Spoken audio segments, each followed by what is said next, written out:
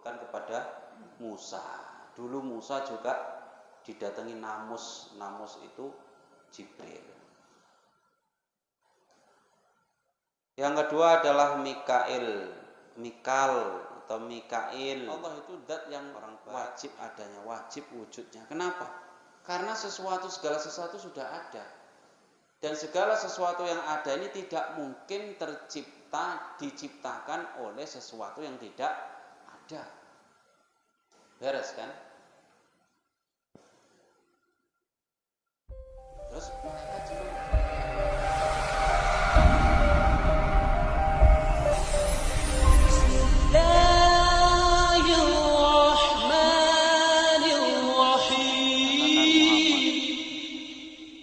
Barang siapa kok musuhi Jibril, maka sesungguhnya Jibril itu menurunkan Al-Quran atas hatimu dengan izin Allah. Musaddiqal lima baina yadai. Nama lain Jibril ada Ar-Ruhul Amin.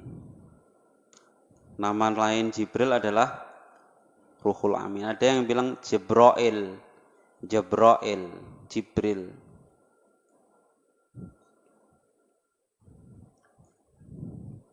Wa innahu latanzilu rabbil alamin.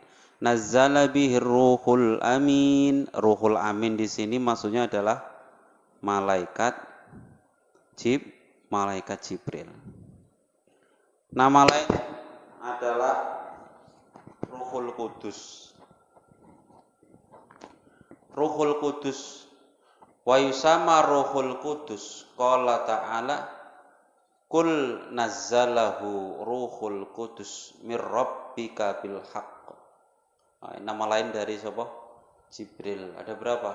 Ruhul Amin, Ruhul Kudus, Jibril.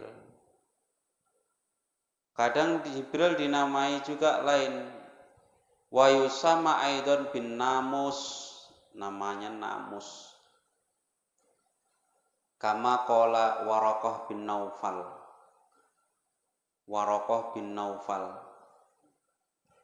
Itu sapa? Pamannya Siti Khadijah. Pamannya atau sepupunya? Ibnu Ami. Anak laki-laki pamanku. Berarti sepupu ya. Waraqah bin Naufal li Rasulillah sallallahu alaihi wasallam fi awal ahdi bil wahyi. Ketika Waraqah bin Naufal ditanya, dikomentari, kan Waraqah ditanya mengenai wahyu yang datang kepada Nabi. Waraqah bin Naufal ini kan orang yang rajin baca Alkitab. Jadi yang ngerti ciri-ciri malaikat yang membawa wahyu itu ngerti. Maka ketika Nabi mau diutus, itu Waraqah sudah ngerti ciri-ciri Nabi yang akan diutus. Delalah yang diutus itu adalah tak lain adalah suami masih sepupunya itu Siti Khadijah. Ketika datang Nabi ketakutan dari gua apa? Pertama kali Nabi dapat wahyu gua apa? Gua Hira. Pulang langsung minta diselimuti. Zammiluni. Itu disebutkan begitu langsung Waraqah ngerti. Hadzan namus alladzi unzila ala Musa. Itu adalah namus. Namus itu maksudnya adalah Jibril yang sudah Allah turunkan kepada Musa. Dulu Musa juga didatangi Namus. Namus itu Jibril. Yang kedua adalah Mikal atau Mikail. Orang barat Michael. Seneng ke orang barat pakai nama Michael karena membagi rezeki. Jarang yang pakai Jibril kan jarang. Sing akeh. Nah, orang Indonesia ada ngaku Jibril. Orang Indonesia ada, orang Jawa ngaku Jibril, ngaku malaikat Jibril. Ono sing ngaku nabi. Tapi ketika di penjara ditanya, Jibril, apa kamu pernah jumpa sama nabi ini? Ditanya, enggak pernah jumpa. Loh, di mana ceritanya?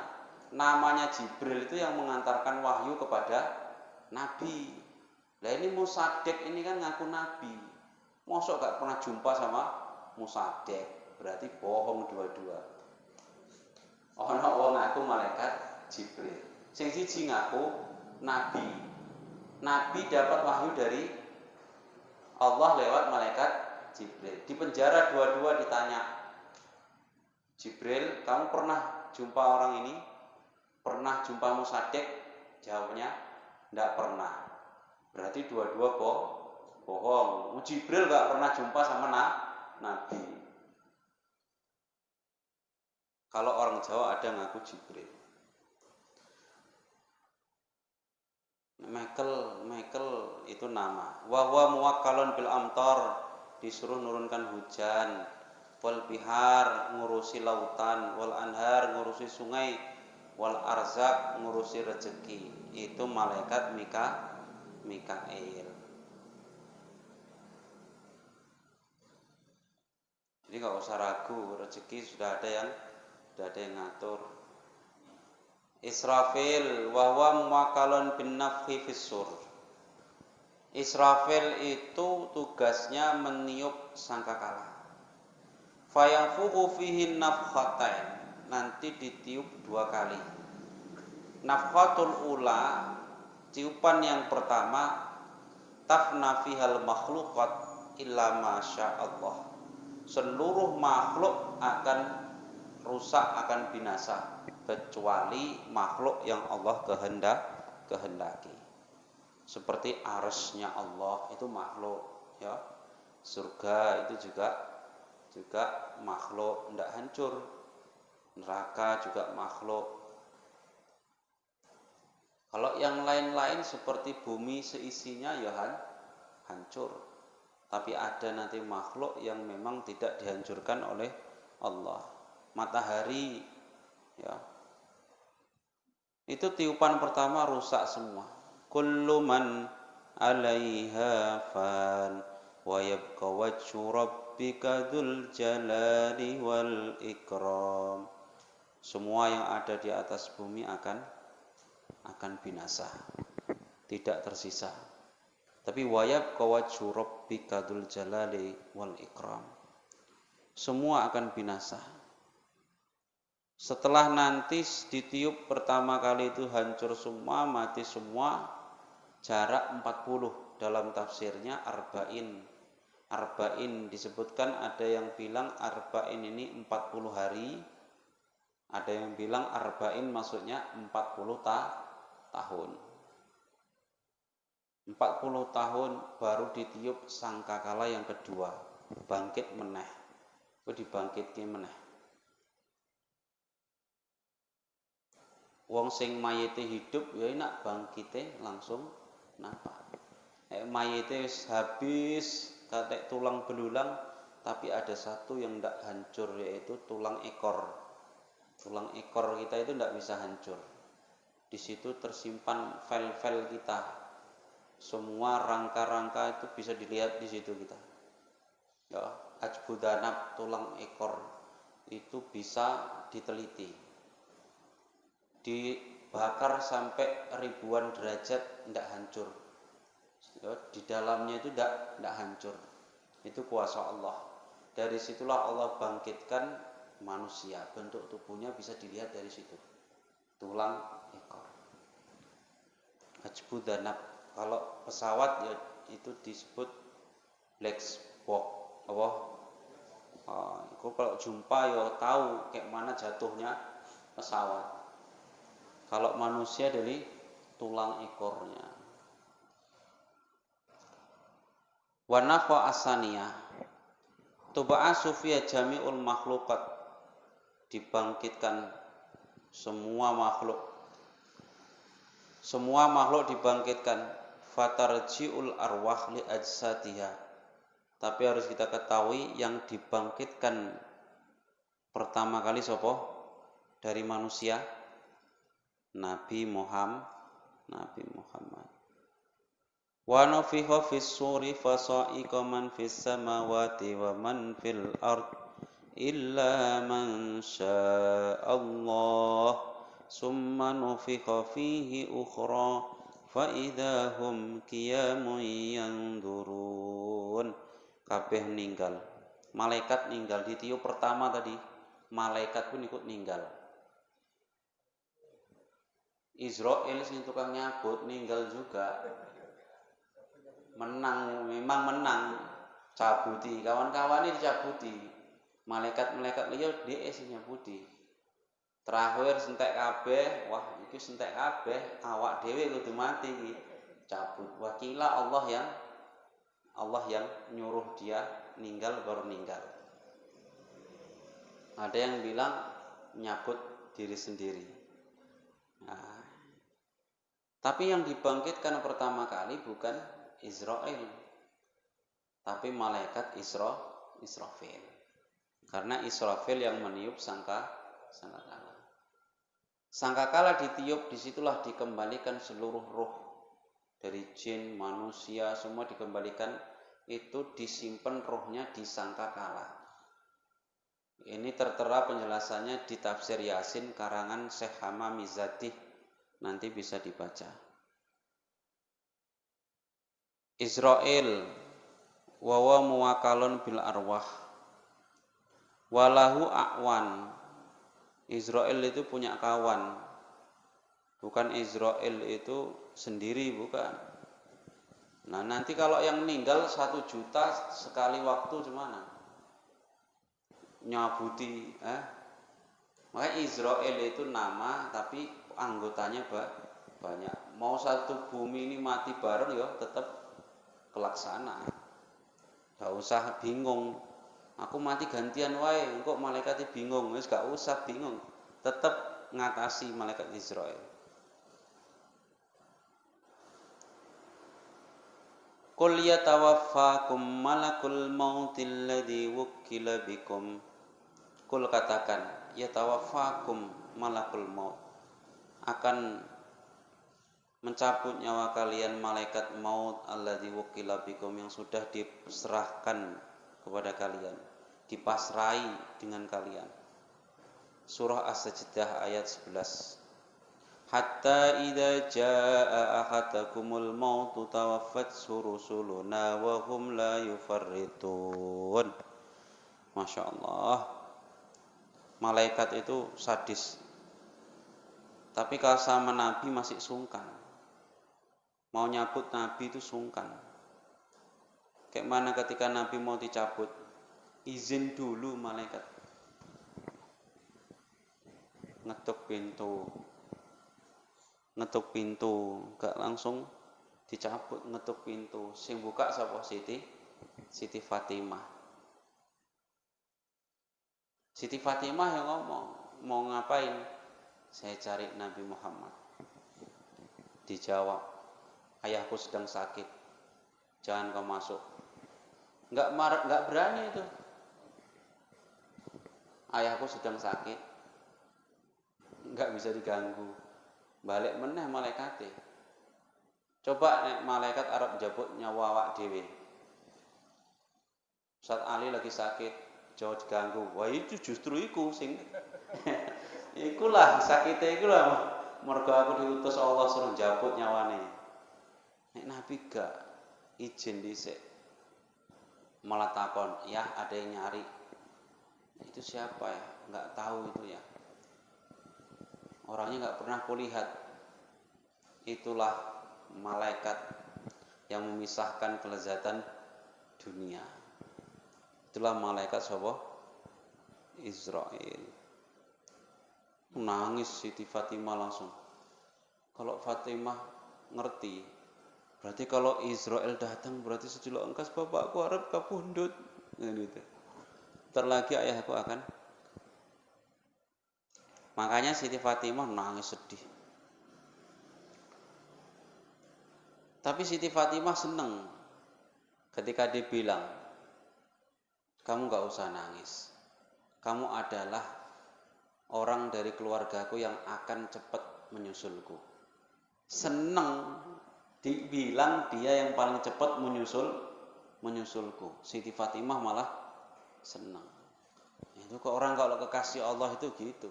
Dibilang mau ninggal malah seneng. Coba awak dewe. Awak dewe dibilang besok minggu nyusul ya. Wes gak doyan mangan wes. Pak mangan Pak, mangan wes ditawani ninggal kuwi seminggu meneh. Iku Siti Fatimah dibilang, makanya benar 6 bulan setelah Nabi wafat Siti Fatimah wafat. Masya Allah. Orang kok dengar kabar ninggal kok malah seneng lho piye ya Allah ya. Awak dewe denger dibilang sakit apa, sakit kanker ngono wis langsung kurus. Ini dibilang kamulah keluargaku yang pertama kali yang menyusulku. Malah senyum. Masya Allah. Ditanya Siti Aisyah, kowe mau kok nangis? Tapi kok malah dibilangi yang kedua kali dibisiki Nabi kok malah ketawa, senyum. Pertama Nabi bilang itu sakit yang akan menyebabkan beliau wafat. Maka aku nangis sedih. Yang kedua, beliau bilang akulah orang yang akan menyusul cepat dari keluarganya. Makanya Siti Aisyah tanya sama Siti Fatimah. Nah ini menandakan Siti Fatimah itu tidak ada masalah sama Siti Aisyah. Kayak di sejarah-sejarah yang dipelintir-pelintir katanya Siti Aisyah itu punya masalah sama Siti Fatimah. Itu ya biasa, masalah-masalah sedikit biasa, tapi tidak sampai merusak keharmonisan keluarga. Sama-sama mereka kekasih Allah, masa sampai mengutamakan egonya daripada agama. Israel, Mungkar wa Nakir, sapa? Ini malaikat yang diejek, sering diejek orang yang tukang nalkin kubur, malaikat Mungkar Nakir. Suka nanya di kubur. Wa huma muwakkalani bisu'ali abdi fi qabri ani tauhid wa din wa nubuwah. Ditanya tauhid, ditanya agama, ditanya kenabian. Itu tugasnya Mungkar dan Nakir. An Abi Hurairah radhiyallahu anhu qala Rasulullah sallallahu alaihi wasallam kubiral mayit, dikuburlah mayit. Au qala ahadukum, atau rawinya bilang ahadukum. Atahu malakani aswadani arzakon. Datang 2 malaikat yang hitam arzakon, matanya hijau. Bayangno hitam, gede, matanya hijau. Yuqalu li ahadima al-Munkar, yang satu namanya Mungkar, wal akhar al-Nakir, namanya Nakir. Al-hadis rawahu Tirmidzi fi sunnanih. Wa qila inna ahlal iman lahu mubasysyar wa sahih anna Munkar wa Nakir lil mu'minin. Wa ghairuhum ghairu annahuma ya'tiyanil mu'min al-muwaffaq ma'arifkin min ghairi iklaqin wa izzain. Tapi jangan khawatir, kalau orang mukmin nanti tanyanya baik-baik. Sudah ditanya, bisa insya Allah kita akan tidur seperti tidurnya pengantin. Ini salah satu pertanyaan kemarin dilontarkan. Ustadz, cemana caranya kita bisa menyampaikan kepada orang-orang milenial sekarang bahwasanya malaikat itu ada. Seperti malaikat kubur, seperti itulah. Seperti Ustadz tadi bilang malaikat Raqib dan Atid katanya. Jadi malaikat itu adalah makhluk yang diciptakan Allah dari cahaya. Salah satu rukun iman kita adalah harus percaya kepada malaikat. Malaikat yang wajib kita imani adalah 10, yaitu Jibril sampai Malik Ridwan terakhir. Kenapa? Itulah yang disebut Allah dalam Al-Quran. Lalu bagaimana kita menjelaskan bahwa malaikat itu ada? Itu kan soal keimanan. Sama kayak mana kita menjelaskan Allah itu ada. Bagaimana kita jelaskan Allah itu ada kepada orang sekarang? Makanya kalau ditanya kayak gitu saya pun bingung. Karena urusan iman. Kalau saya ditanya Allah itu ada, apa buktinya? Gampang saja kan. Tapi untuk maksa orang menjadi yakin ini yang sulit. Kalau menjelaskan mungkin mudah. Apa buktinya Allah itu ada? Ya adanya alam semesta ini. Loh, kenapa alam semesta bisa menjadi bukti Allah itu ada? Sekarang begini. Kamu setuju enggak kalau sesuatu yang ada itu diadakan perkara yang tidak ada? Ini pikir ya.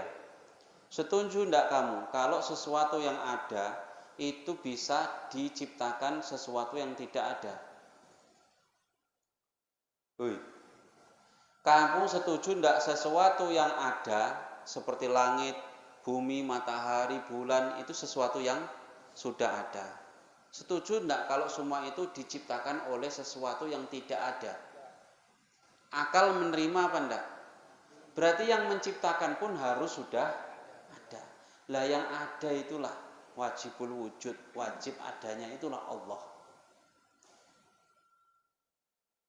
Jadi sederhana saja kalau menjelaskan Allah itu ada atau tidak. Allah itu zat yang wajib adanya, wajib wujudnya. Kenapa? Karena segala sesuatu sudah ada. Dan segala sesuatu yang ada ini tidak mungkin diciptakan oleh sesuatu yang tidak ada. Beres kan? Terus malaikat gimana? Kalau kita yakin Allah itu ada, Allah itu juga menciptakan para malaikat. Malaikat Allah kasih tugas. Ada malaikat Jibril, malaikat Israfil. Itu yang wajib kita ketahui. Yang lain banyak sekali. Bahkan malaikat yang datang ke setiap majelis pengajian juga ada. Enggak wajib kita ketahui. Malaikat rahmat, malaikat azab juga ada. Yang menyangga matahari, yang menyangga arus juga ada. Bahkan malaikat yang ngikuti hujan jatuh sampai ke bumi itu juga ada. Malaikat ribuan miliaran hanya Allah yang tahu. Cuman yang wajib kita ketahui cuma itu termasuk makhluknya Allah, termasuk dari gaib. Nah, kita harus yakin. Ya, kalau kita mau yakin bahwa malaikat itu ada, raqib atid selalu mengikuti kita, yakin saja kita ini selalu dilihat oleh Allah. Kalau kita yakin Allah itu ada, ya malaikat ada. Termasuk gaib. Maka kadang-kadang perlu kita itu mendekati yang gaib-gaib itu lewat yang mistis-mistis, percaya dengan jin, hantu-hantu. Ya memang itu ada, itu gaib itu. Cuma jangan sampai kita jadi tersesat, jadi tukang klenik, enggak. Maksudnya kita itu supaya mendekatkan kepada yang gaib gitu saja, untuk meyakini bahwa gaib itu ada. Tapi jangan sampai terlalu terus nyimpen keris terus apa kayak gitu, jangan. Supaya kita itu tahu bahwa di kamar mandi juga ada setannya, kayak gitu-gitu. Harus di masjid ada malaikat yang mencatat kalau kita sholat Jumat, itu ada malaikat yang mengabsen, itu harus yakin. Yang kayak gitu-gitu kadang kita, karena kita tidak yakin, akhirnya sepele kan. Setiap kita melakukan kebaikan, nata slop, jamaah sholat, itu dicatat amal baik. Coba kalau kita yakin, ini nanti dicatat malaikat, semangat kita. Kayak kita masuk kerja, absen, ditulis absennya dinilai, itu kita jadi semangat. Coba setiap kebaikan kita anggap itu dicatat oleh malaikat, dilihat oleh Allah. kan jadi semangat. Urusan ikhlas gak ikhlas itu belakangan. Kok mikir ikhlas gak ikhlas? Yang penting kita ini melatih diri untuk yakin bahwa malaikat itu ada. Allah itu ada. Setiap gerak-gerik kita, saya ini mengikuti kajian, duduk di majelis ilmu, ini pasti nanti dicatat amal baik. Yakin saja. Tapi kalau kita biasa-biasa saja, ya duduk-duduk, niat iktikaf, dapat pahala nggak tahu nggak. Yakin, kita harus yakin kita duduk di sini dapat pahala. Iktikaf kita dapat pahala. Nah itu sebagian dari keyakinan kita kepada enggak ya. Mungkar dan nakir. Nakoni di alam kubur. Kalau di dalam kitab Fathul Majid karangan Syekh Nawawi, ini saya bacakan sedikit. Fayadkhulu alal mayyit. Malaikat itu masuk bertanya itu setelah orang-orang pergi, keluarga kita pergi meninggalkan kita. Sudah ditimbun, gelap, ditinggal, suara selop keluarga sudah terdengar menjauh. Disitulah kita akan ditanya oleh malaikat. Datang malaikat yang hitam, matanya hijau, satu mungkar, satu nakir. Faya jelisani al mayit wa yas'alani. Malaikat dua ini duduk dan bertanya. Yang ditanya kita sudah tahu semua. Tapi ada yang bilang pertanyaan ini sampai 7 hari, ada yang bilang sampai cuma sekali, ada yang bilang sampai 40 hari. Makanya ada tabi'in berkata, ulama tabi'in min afdhalit tabi'in Imam Tawus, mayit itu sampai 7 hari difitnah di dalam kubur. Sampai 7 hari difitnah di dalam kubur, ditanyai. Kita disuruh sedekah. Sampai 7 hari difitnah, diteror, ditanyai terus, kan ngeri. Orang kita didatangi orang sendiri, ditanya di penjara, itu aja udah ngeri. Kalau dipukul-pukul, itu baru polisi. Ini kita di dalam kubur, ditanyai 2 orang. Malaikatnya nggak ada kasihan. Ya cemana? Udah gelap, nggak ada kawan, ditanyai lagi. Itu diteror sampai 7 hari. Maka kita disuruh sedekah. Kalau kita yang ada di dalam kubur pasti mengharapkan ada orang sedekah atas nama kita. Tapi kalau yang di atas bisa masih main-main, nggak akan sampai itu, percuma wis mati repopo dikirimi donga. Lah apa wis mati dibaca ayat-ayat wis gak mungkin sampai. Sing kawane jawab, loh kok iso ora sampai? Bukti ini asal tak kirimi donga nggak pernah balik kok, berarti kan sampai. Dibales meneh. Nek sampai mana tanda bukti sampainya? Padha wae. Siji buktine ndi kok sampai? Yo sampai asal tak kirimi donga nggak pernah balik, berarti sampai kuwi. Ya, nek memang sampai, mana bukti, tanda bukti sampainya? Iku guyon. Tapi saya kasihan begini. Ada hadis dalam Nasaihul Ibad disampaikan.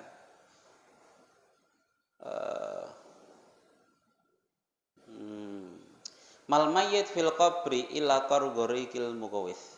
Mal mayyit fil qabri illa kalgharikil mugawith. Tidaklah mayat di dalam kubur kecuali seperti orang tenggelam yang minta tolong. Jadi orang yang di dalam kubur itu kayak orang tenggelam minta tolong. Kayak mana kalau kita melihat saudara kita minta tolong tenggelam? Apa yang menengahi? Pak, tolong Pak, anak kita nangis, atau orang tua kita, nakku tolong nak, tenggelam. Mosok gak kasihan? Maka riwayat lain mengatakan laulal ahya lahalakal amwat. Kalau bukan orang yang masih hidup, orang yang meninggal pasti sudah celaka. Sedekah. Banyak nabi itu nyuruh sedekah. Banyak sahabat bertanya, bolehkah sedekah atas nama si mayit? Ini saya bawa bukunya ini. Salah seorang sahabat tanya kepada Nabi. An Sa'ad bin Ubadah qalat qultu ya Rasulullah, inna ummi matat. Ibuku meninggal, afa atasaddaqu anha? Apa boleh saya sedekah atas nama ibuku? Apa jawab Nabi? Naam. Iya boleh. Qultu fa ayu sadaqah afdal? Lalu sedekah apa yang paling utama ya Rasul? Nabi jawab sakyul ma, yaitu ngasih minum. Bikin sumur di masjid, di situ pakai minum, pakai wudhu, pakai ibadah. Masya Allah, pahalanya berapa itu? Sumur. Enggak mahal tapi manfaatnya sampai hari kiamat. Bikin jembatan, selama masih dipakai orang, berapa pahalanya? Bikin apa masjid, bikin madrasah, bikin pondok pesantren. Tapi Nabi bilang, fa'ayu sedekah afdal. Nabi jawab, sakyul ma, ngasih air minum. Berarti orang sedekah atas nama si mayit boleh. Ngasih minum, ngasih makan, boleh atas nama si mayit dan jadi pahala bagi si mayit. Lah ini beda pendapatnya masalah sampai enggak, gitu aja. Sampai enggak. Nah kalau kita kan yang ngikuti yang sudah sampai. Mengikuti yang pendapat yang mengatakan sampai. Tapi nanti kalau ada orang yang bilang sedekah untuk mayit wis mati kok dikirimi sedekah, ya ora sampai. Itu silahkan saja. Ini orang yang enggak mau wirid. Yang mau wirid, ya berarti yang ngikuti yang sampai. Di sini ada wiritan, tahlilan, apa meneh. Itu yang bilang itu kenduri-kenduri. Nah itu yang ngikuti pendapat yang bahwa sedekah atas nama si mayit apa sampai. Yang ndak mau itu yang bilang ndak sampai. Lah dua-dua ya ada dalilnya. Dua-dua ada dalilnya. Lalu mana yang benar? Ya wes, bener kabeh. Yang salah itu yang menyalahkan. Yang ndak mau wirid nyalahke sing wirid. Sing wirid nyalahke yang ndak mau wirid. Nek gelem ya ayo bareng-bareng, nek ra gelem ya wis meneng ngono ae. Sing salah kuwi gak gelem apa-apa blas ning omah koncone wirid ya gak gelem melu. Koncone masjid ya gak gelem melu. Aku nengok orang-orang iku pening aku. Sing siji gak mau wirid. Sing siji mau wirid nyalahke liyane. Wes aku daripada ngono gak mau aku ke masjid ya moh, ikut wirid ya moh, malah kacau gak melu kabeh. Fitnatul mauta fi kuburim sab'ata ayam. Aurada ghairu wahid minal a'immah. Dalam kitab Imam Suyuti itu malah mengutip pendapat Umar bin Khattab. Umar bin Khattab ngomong ini, sedekah setelah dikuburkan ba'da dafni itu pahalanya sampai 3 hari. Sedekah di 3 hari pahalanya sampai 7 hari. Sedekah makanan di 7 hari pahalanya sampai 25. Sedekah di 25 pahalanya sampai 40. 40 sedekah makanan pahalanya sampai 100. 100 sedekah sampai 1000. Isi ngomong sapa? Umar bin Khattab. Jadi kalaupun nanti di debat itu kan sahabat. Terus si ngomong mang iku kan tawus. Nabi kan nggak pernah memberi contoh.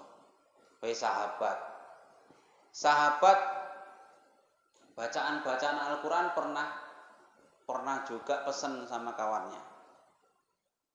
Kok nek aku mati ninggal wacanen ning nisanku ujung kepala iku wacanen Al-Fatihah. Ning kakiku wacanen akhir surah Baqarah. Lillahi ma fis samawati wa ma fil ard. Fa in tubdu ma fi anfusikum aw tufu yuhasibukum billah. Bacaan niku ya.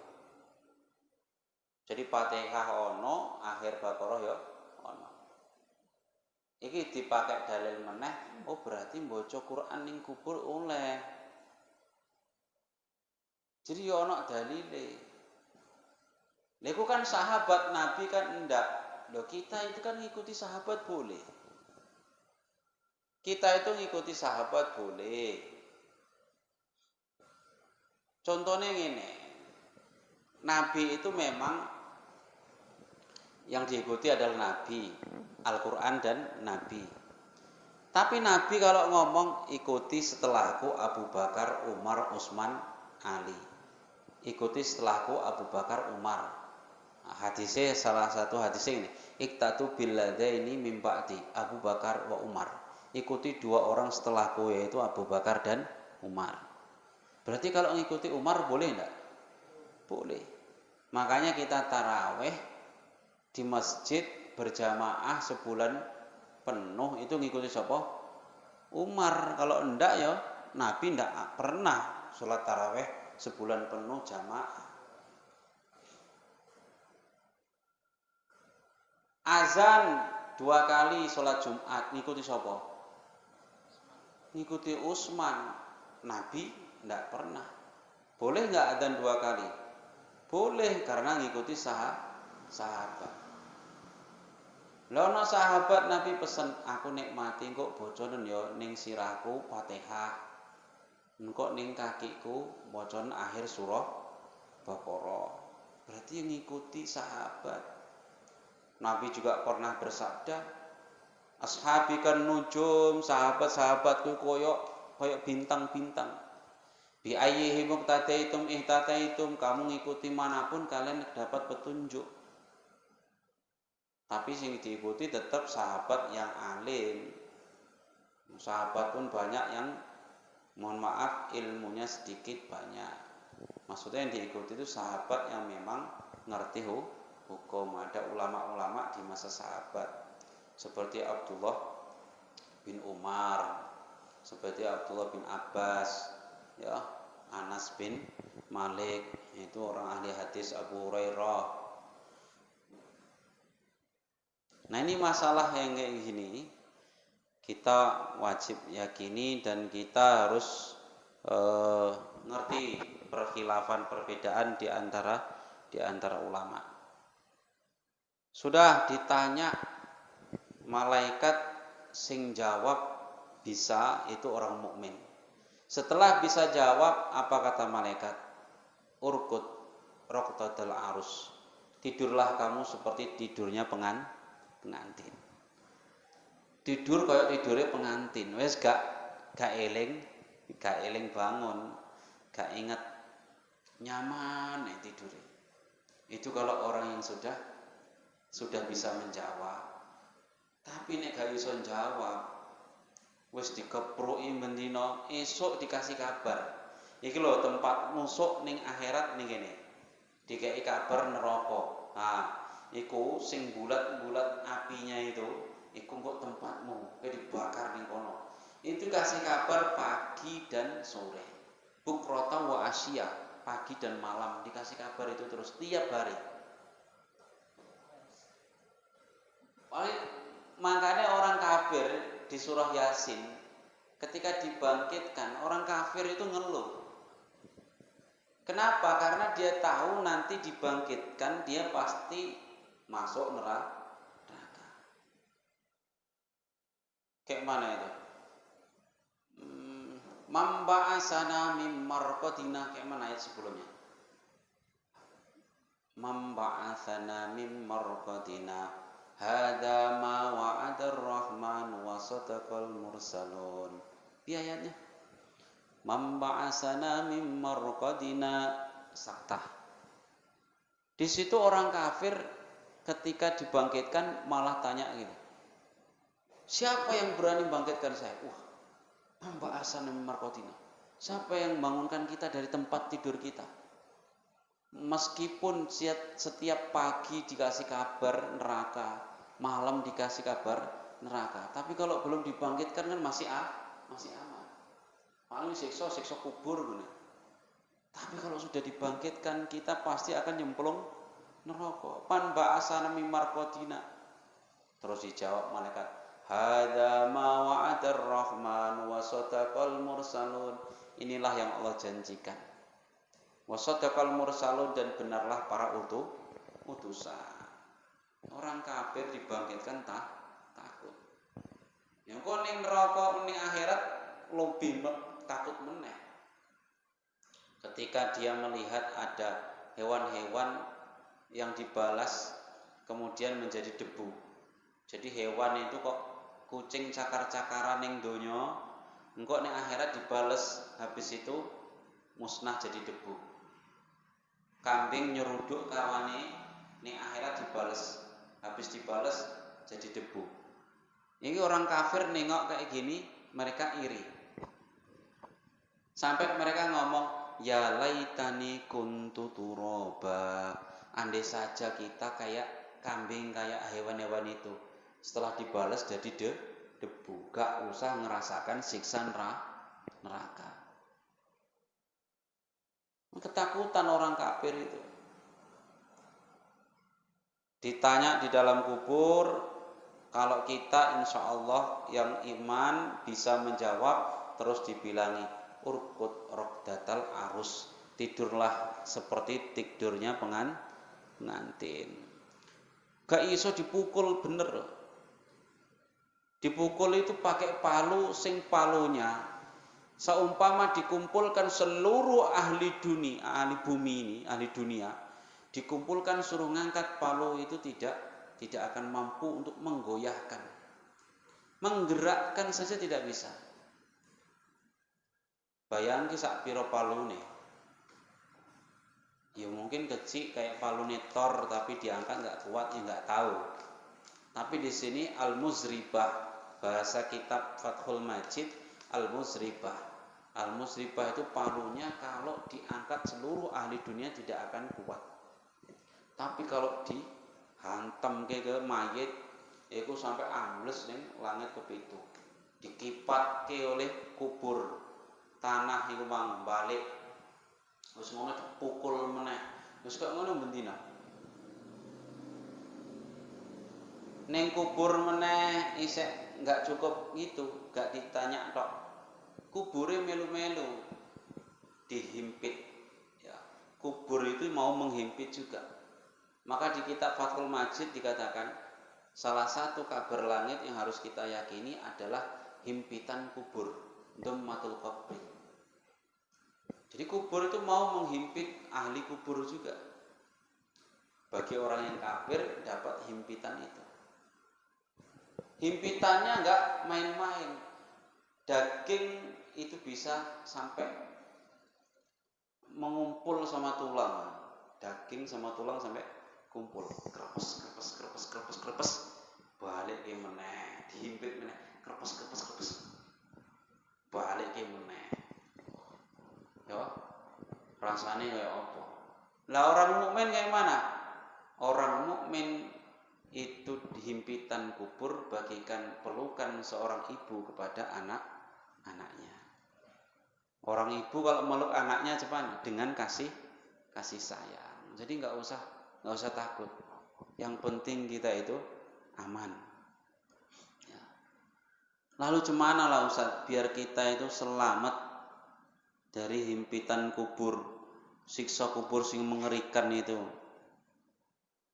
Kemarin itu saya catat, tapi kok hilang. Ada 4 perkara. Jadi himpitan kubur, siksa kubur itu sampai kenapa Allah tidak perdengarkan kepada telinga manusia dan jin, itu karena saking rahmatnya Allah, kasih sayangnya Allah kepada manusia dan jin. Karena kok sampai manusia dan jin mendengar teriakan siksa kubur, pasti akan binasa. Saking kuatnya. Yang disiksa bukan cuma satu orang, miliaran disiksa setiap hari. Kalau Nabi pernah mendengar, Nabi, kita orang biasa tidak dengar. Kalau setiap malam, misalkan setiap malam, ning kene ana pira wong sing disiksa terdengar, apa iso turu? Waduh, wis tak kira wis gak. Makanya ini salah satu bentuk rahmatnya Allah. Allah tidak memperdengarkan siksa kubur bagi jin dan manusia. Seluruh makhluk mendengar illa sakolain, kecuali dua golongan besar, yaitu jin dan manusia. Kok didengarkan? Masya Allah, wis gak iso turu awak dhewe. Kok sing selamat dari siksa kubur iku wong sing kaya Umar bin Khattab, iku selamat. Ana sing Imamul Haramain Harun Ar-Rasyid, di sini disebutkan. Lalu cemana tips supaya kita selamat dari siksa kubur? Ada 4. Ini baru ketemu. 4 tips kita agar selamat dari siksa kubur. Ada 4 yang bisa kita lakukan, ada 4 yang bisa kita jauhi. 1. 4 yang bisa kita lakukan adalah melanggengkan sholawat. Selalu membaca sholawat. Sallallahu ala Muhammad, Allahumma sholli ala Muhammad, Allahumma sholli ala Muhammad, sallallahu ala Muhammad. Baca terus, insya Allah selamat. Gak usah bosen-bosen. Poco terus, itu yang paling mudah. Siji, nomor loro sedekah. Apa? Sedekah. Sithik ning tiap hari, seberapa mampu. Sithik ning tiap hari, sedekah, ringankan tangan untuk sedekah. Ketiga, qiraatul Quran. Qiraatul Quran. Qiraatul Quran itu kalau bisa, itu dilanggengkan 1 hari 1 juz. Nek gak mampu ini rungokne. Nek gak mampu iku bocon surah Tabarak. Kayak sing tak waca mau sebelum ngaji, itu surah Tabarak. Al-Mulk tabarakalladzi biyadihil mulku wa huwa ala kulli syai'in qadir. Alladzi khalaqal mauta wal hayata liyabluwakum ayyukum ahsanu amala wa huwal azizul ghafur. Setiap malam dibaca. Iku dibaca Tabarak atau Al-Mulk setiap malam. Nek iso saumpama nempati ninggal hari Jumat ya enak. Gak entuk siksa kubur. Nah tapi ya angel, mosok ninggal arep milih. Kat malaikat, nek iso aku malam Jumat atau dina Jumat. Pesen dhisik. Ya enak koyo ngono. Ya bunuh diri hari Jumat. Neraka. Saya ingat Mbah Mun. Sebelum pergi haji itu Mbah Mun itu beliau sering nyampaikan sama kami. Di kajiannya pun kami dengar. Sering cerita hari Selasa. Gimana mbah-mbahnya keluarga beliau itu banyak yang meninggal hari Selasa. Ulama itu meninggalnya hari Selasa. Tapi kalau walinya Allah itu biasanya malam Jumat atau hari Jumat. Jadi kalaupun meninggal hari Selasa ya bagus, malam Jumat atau hari Jumat ya bagus. Itu orang Mbah Mun. Kalau kita meninggal hari apapun sama aja. Kita orang biasa. Tapi pas pula meninggalnya hari Selasa. Berarti ulama beliau itu. Masya Allah, kita husnuzon. Orang yang selamat dari siksa kubur, orang yang meninggal hari Jumat, malam Jumat, orang yang sakit perut, kena virus, ya, kena virus, itu juga selamat. Tapi yang beriman, jangan kena virus tapi orang jahat, ya enggak. Lanjut, yang ketiga apa? Qiraatul Quran. Ulang ya. Yang pertama baca sholawat, sedekah, baca Quran. Yang keempat perbanyak tasbih. Subhanallah, alhamdulillah, wala ilaha illallah, wallahu akbar. Kalau kepanjangan ya subhanallah, subhanallah, subhanallah. Itu bisa menyelamatkan kita dari kubur. Bisa menerangi kubur kita, bisa meluaskan kubur kita. Yang empat harus dijauhi apa? Empat yang harus dijauhi, bohong. Apa? Bohong. Goroh. Bohong. Yang kedua, khianat. Khianat, ingkar janji, tidak amanah. Kebalikannya apa? Amanah, khianat.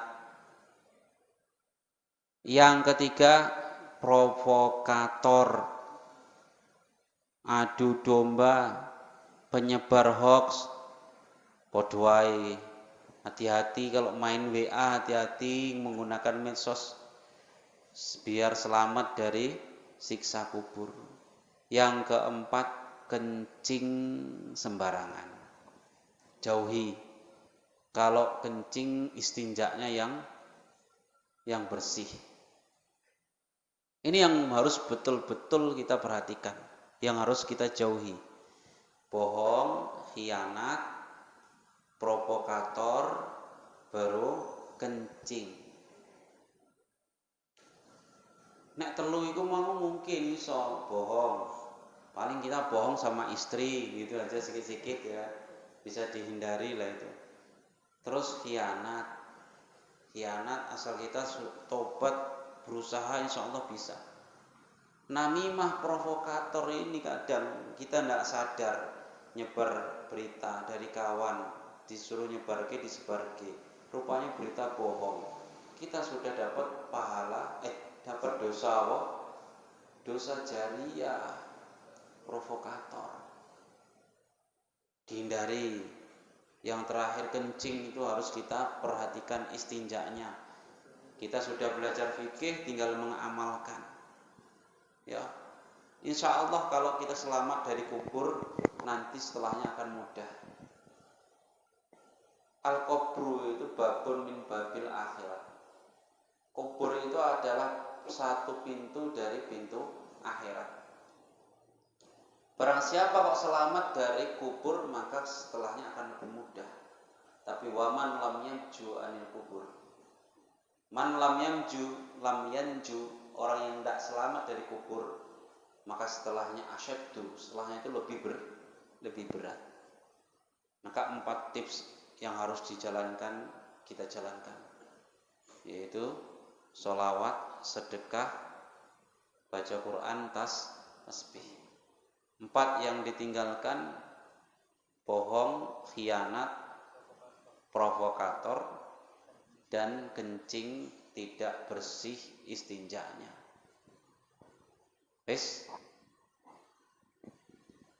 Demikian yang mungkin bisa disampaikan. Itu keterangan dari malaikat mungkar dan nakir. Selanjutnya insya Allah malam Rabu depan kita lanjutkan. Lebih kurangnya mohon maaf. Jika ada salah pasti dari saya pribadi, jika ada benar pastilah dari Allah semata. Usikum wa nafsi bitaqwallah. Assalamualaikum warahmatullahi wabarakatuh.